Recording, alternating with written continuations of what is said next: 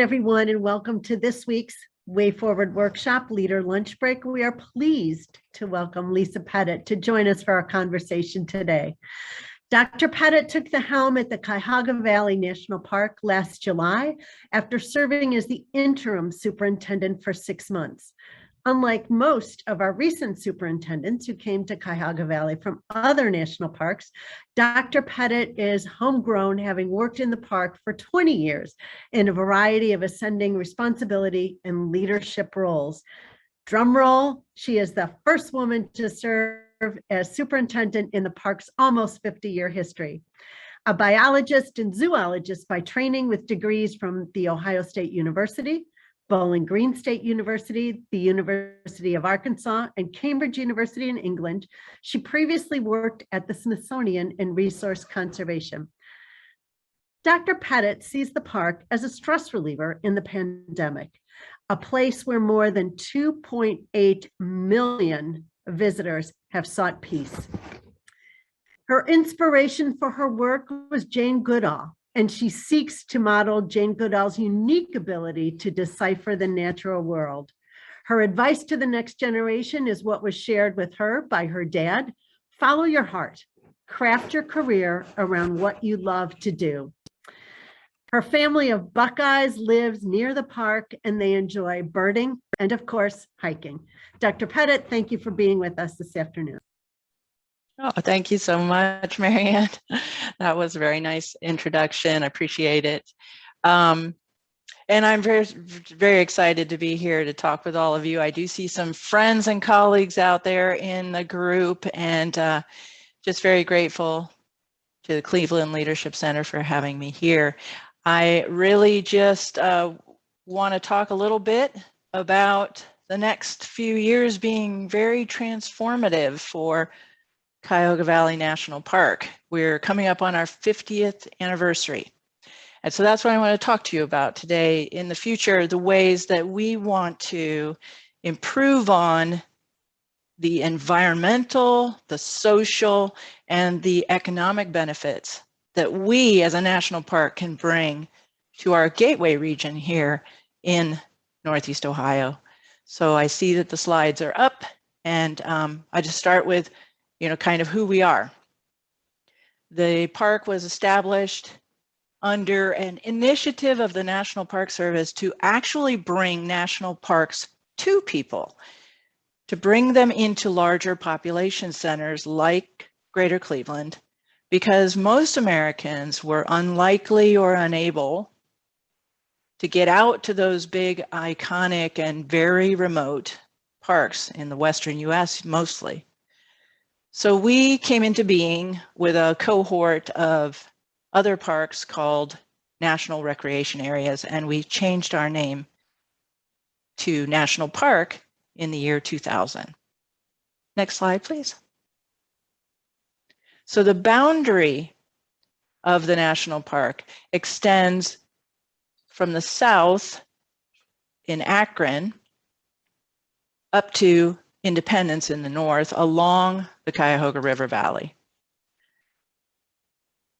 We're actually now directly connected by trail through to Cleveland and Cleveland Trail System through the Ohio and Erie Canalway National Heritage Area, which you can see off to the right, also under the National Park Service umbrella.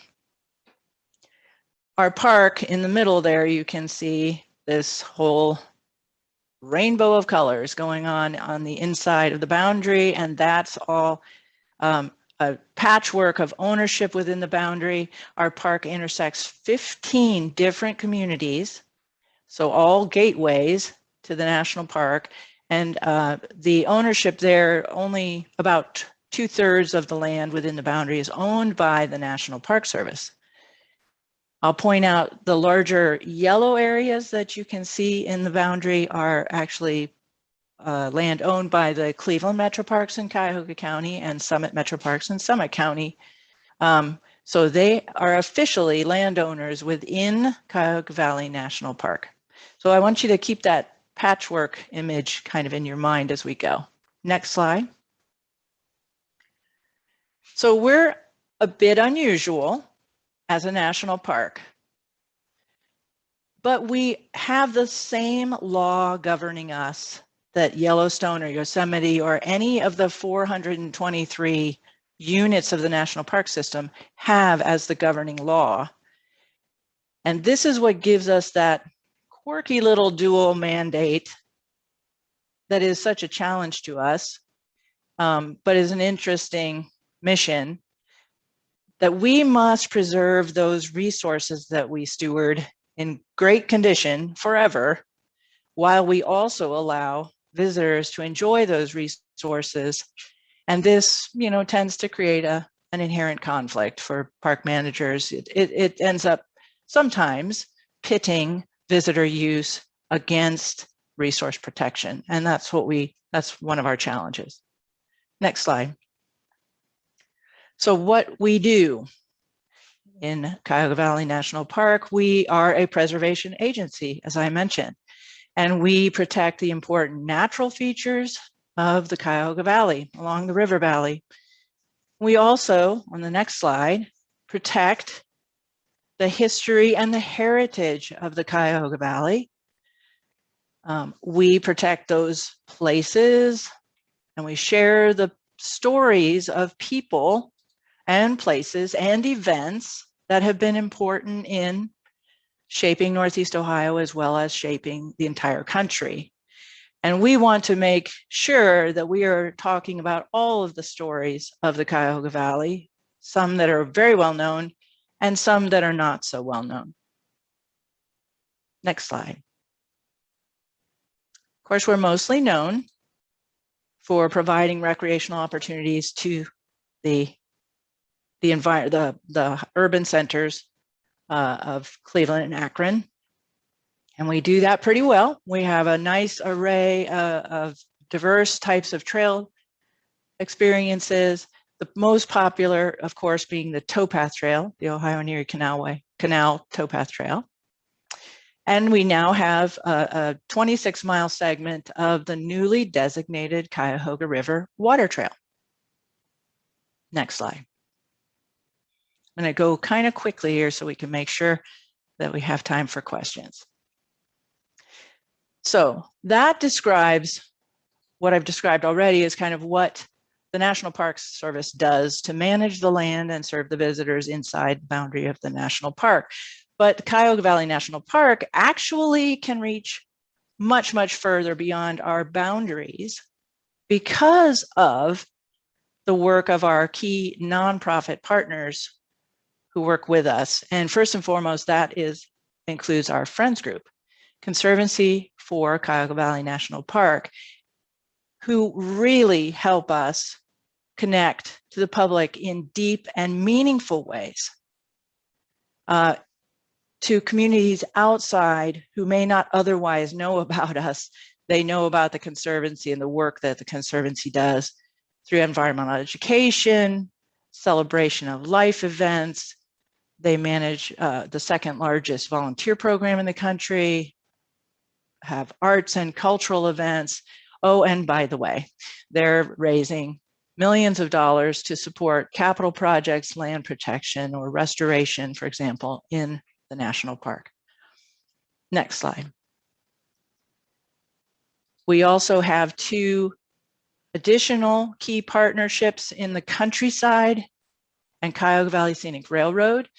Both of them are actually keeping the heritage of the valley alive in new and relevant ways for the current generation and current communities.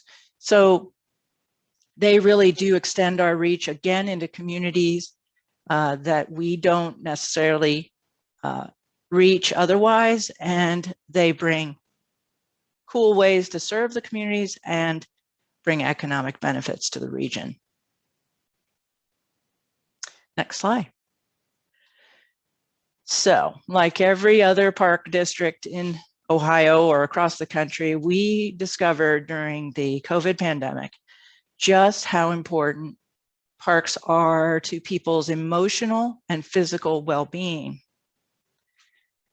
We, along with others, experienced an unprecedented and sometimes, honestly, overwhelming number of visitors, causing issues for us and for the communities inside the national park, but also propelling us to be the 7th most visited national park in the country during the 2020. And we've continued with high visitation, and we expect that to continue as well. A lot of visitation did come in for the USA Today #1 urban kayaking experience on the Cuyahoga River Water Trail.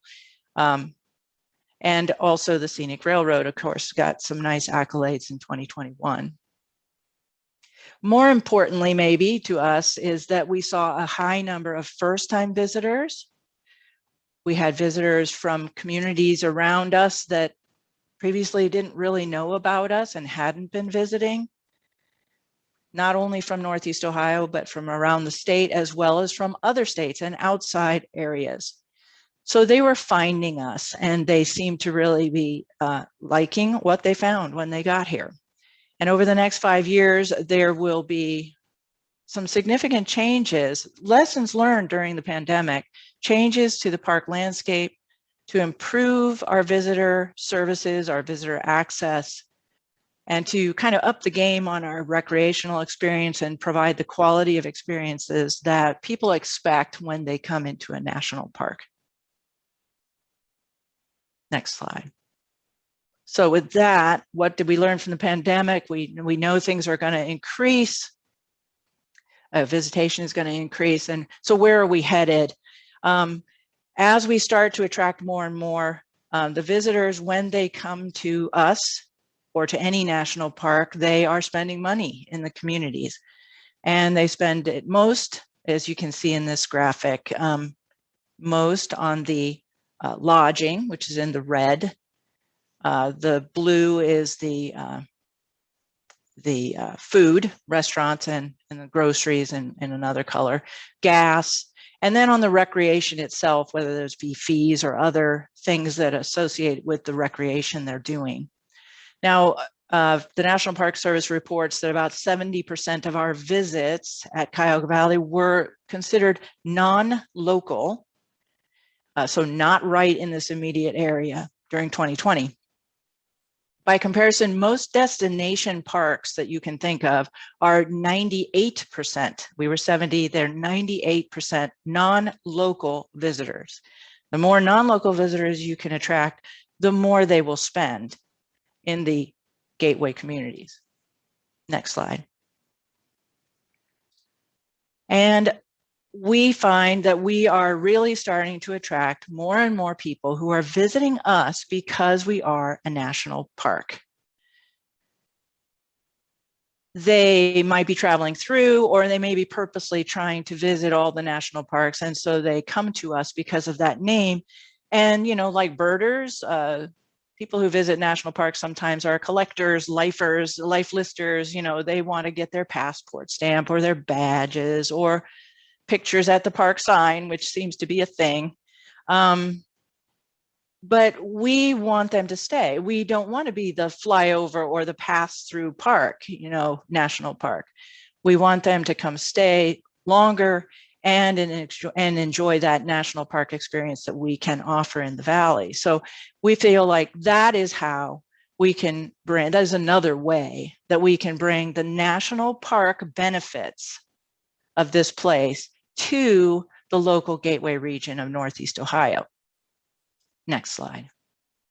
So although that patchwork of ownership, once we thought of that as a hindrance to our identity and to our success as a national park, because we don't have that one big thing, the geyser or the huge mountains or the beautiful vistas. You know, we have, I think they're beautiful, but we're not like the typical big national park. But now we see, and I hope that you can also see, that there are so many opportunities that we collectively here in the Cuyahoga Valley and in the surrounding region to provide unique and special collections of world-class experiences many of which are right here available within the boundary of the national park because of that patchwork of opportunities. And not only that, but then we're connected through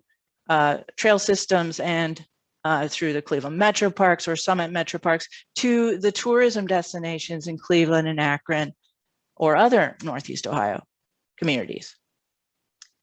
Next slide. So just to wrap up so that we can get to your questions, these are the ways that we are exploring and hope and think that as we enter the next 50 years, this national park, Cuyahoga Valley National Park, can really fulfill that intent that Congress had in establishing us here in this region. So we can reach that full potential to bring all of those wonderful environmental, social, and economic benefits that a national park should bring to the communities of Northeast Ohio. And so that's what we're aiming for, and I really appreciate your attention, and I'll take any questions. Great, Lisa, thank you so much. In talking about the non-local visitor, how do you define that? How far must someone be to be considered a non-local visitor?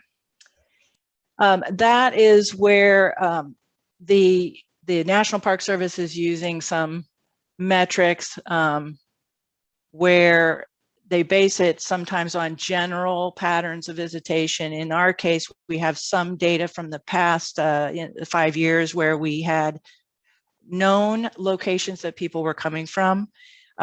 So if they're coming outside of the immediate communities that surround the park, we would include Cleveland in an immediate surrounding the park kind of way. So once you get a little bit farther outside of Northeast Ohio, that's going to be considered non-local. And what are some of the plans or the initiatives that you have in the works to keep those visitors who came during the pandemic to come back and keep them to becoming part of a regular crowd to the national park?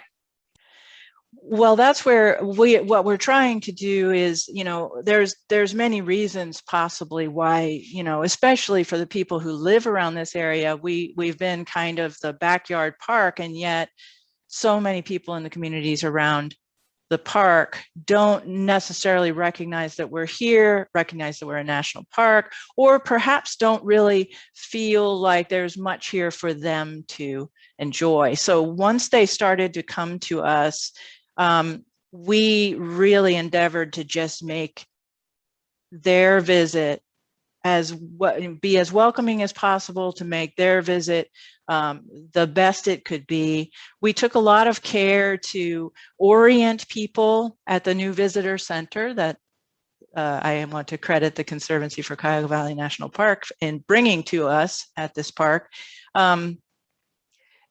At that new visitor center, we took great care to orient them, to sell all the different experiences that they had, and to make sure that just the highest level of customer service for all of our visitors, especially those new visitors. And the Conservancy has actually created even more special experiences through concerts and arts, sort of performance arts or interactive arts within the national park that is also drawing new audiences, additional audiences from the region, more diverse audiences.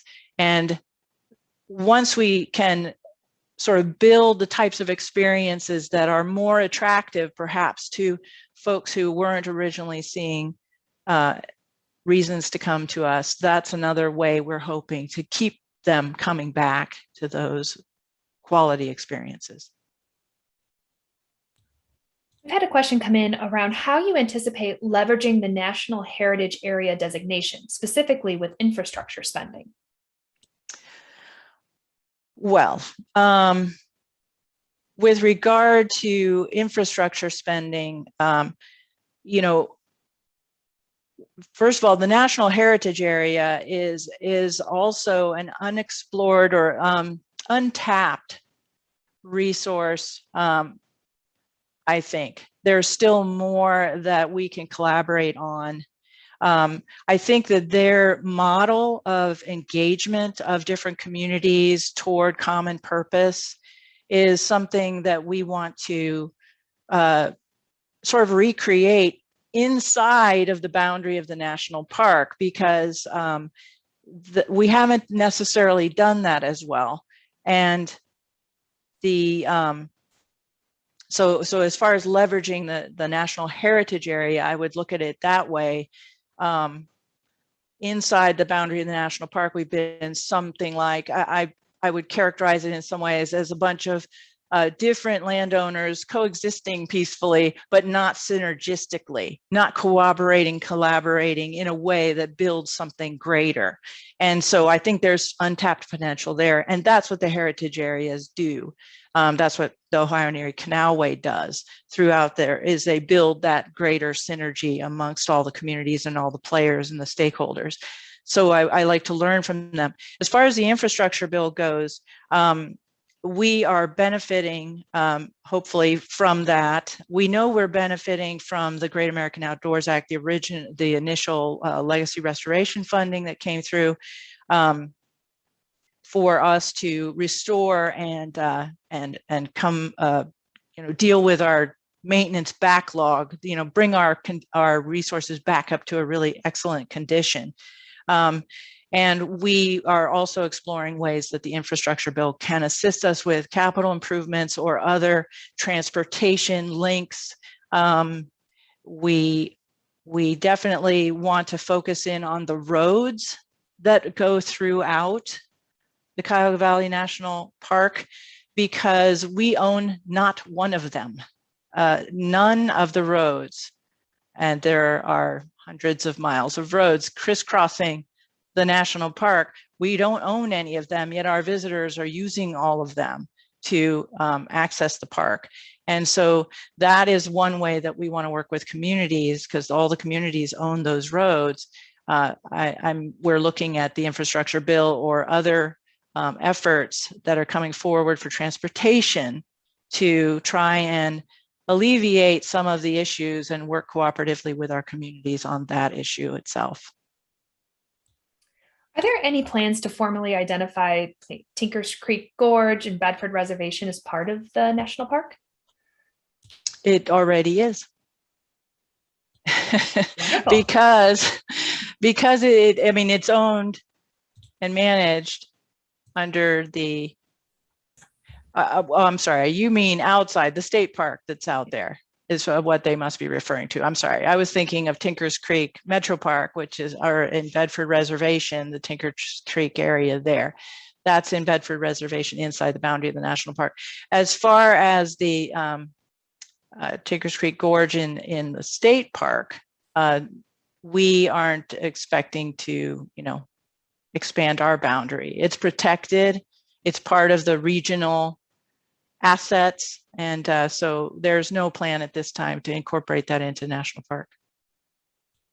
So you mentioned that the pandemic has led to thinking about changes in the park. So what type of changes do you anticipate in the park landscape, say in the next 5 years? We are undertaking, well, first of all, I'll just start again with the Great American Outdoors Act funding. We are changing our landscapes in terms of restoring them. We have a lot of buildings, structures that have been in place since the early days of the park. In some cases, we were unable to actually adaptively reuse those. And so many of them have fallen into such disrepair. We're removing those off the landscape. Right now, that is underway for some properties. And we will restore those back to a natural condition or utilize some of those areas as new infrastructure for, in one case, down off of Akron Peninsula Road, we are collaborating with Summit Metro Parks to create a nice river access point. It's a perfect spot for that. We've just removed one of the the old dilapidated structures that was there, and we'll be proceeding in collaboration with them to establish a nice, safe river access point in that location. So that's the kind of thing where we're going to use the deferred maintenance funding to restore our landscapes. We're also restoring the condition of the towpath, the railroad, because of erosion from the river to both of those assets. So we're going to rehabilitate the entire main sections of the Ohio and Erie Canal in the park. It will involve making the towpath a safer trail, as well as making it more historically compatible with the original towpath. So lots of great changes there. We're hoping also to rehabilitate some of our most significant historic structures, to put those into leasing opportunities, commercial use opportunities that will not only preserve those historic structures, our most significant ones, but also contribute commercially to the region through competitive leasing. So as you look at conservation of the park, what are some of the greatest threats or biggest needs of conservation stewardship into water quality in the park? Yes, so with regard to visitor use and the assets that we currently have, they are under, we have woefully low quality resources to manage the increase in the visitation that we're expecting to receive. We weren't able to accommodate the visitation that came, excuse me, during 2020 very well. So we want to improve not only the number of assets, the ability to spread people out, but also the quality of those trails and those parking lots and other things that are contributing runoff into the river and affecting water quality. Some of the aspects of the river quality, we're part of that area of concern for the river, the impaired waterway under US EPA. And so we've taken steps to assist with, along with, all the other partners in the region, to improve the condition of the river. The Brecksville Dam was removed in 2020 as well. And so we work on those kinds of aspects of improving the water quality. But as far as our visitors go, our assets and our infrastructure, we want to make sure are not contributing to water quality problems through stormwater runoff. And we work with our road jurisdictions as well, or any other construction going on in the park, to manage those kinds of water quality impacts.